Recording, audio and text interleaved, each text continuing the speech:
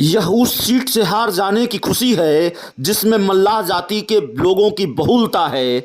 देश ने एक से एक धुरंधर सियासतदानों को देखा है, लेकिन उन सब का हुनर मुकेश सहनी के सामने फीका है। मुंबई से कुछ सीखा हो या ना सीखा हो, मुकेश सहनी ने एक बात जरूर सीखी है, कौन सा डायलॉग कब चिपका दिया जाए।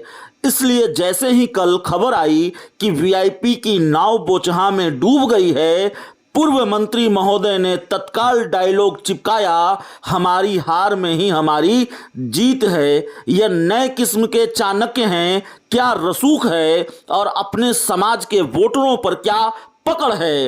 लोकसभा चुनाव भी हारे, विधानसभा चुनाव भी हारे, पॉलिटिक्स के इम्तिहान में पास होने का आखिरी मौका था, यहां तो और बुरी गत हुई, तीसरे नंबर पर रहे। फिर दोहराना होगा, यह ऐसी सीट जहां मल्लाह जाति के वोटरों की बहुलता है।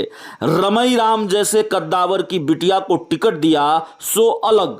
देश की सियासत में कुछ दिन पहले ही अवतरित हुए मुकेश सहनी को लगता है कि बीजेपी को उन्होंने हराया है। हर तरफ से हारे हुए सहनी को लगता है कि हर तरफ से हारे हुए सहनी लगता है हार जीत का गणित भी नहीं समझ पाते।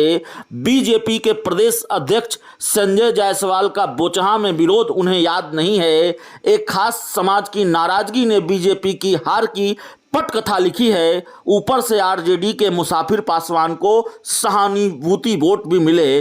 अब सहनी जी तो सहनी जी हैं, फिर भी लड्डू बांट रहे हैं। राजनीति के इस चाणक्य को अगर आप ठीक से सुनेंगे तो ठठाए बिना नहीं रह सकेंगे। सर जी कहते हैं बीजेपी को आगामी चुनाव में 150 सीटों पर हराएंगे, खुद कितनी सीटों पर जीत पाएंगे यह नहीं बताते। यह तो पूर्व मंत्री जी ने एहसान किया कि यह नहीं कहा कि उनके यूपी चुनाव लड़ने की वजह से ही एनडीए मात्र 272 सीटें ला पाया, वरना बीजेपी को 403 सीटें जीतने से कोई नहीं रोक सकता था, या एनडीए को 403 सीटों से जीतने से कोई नहीं रोक सकता था। यूपी में ज्यादातर सीटों पर जमानत जब्त करवा चुके सहनी जी यह समझने को तैयार नहीं हैं कि उनकी सियासत अब रहमो करम की मुहताज है। उनके लिए सरेंडर अब सबसे जरूरी शर्त है।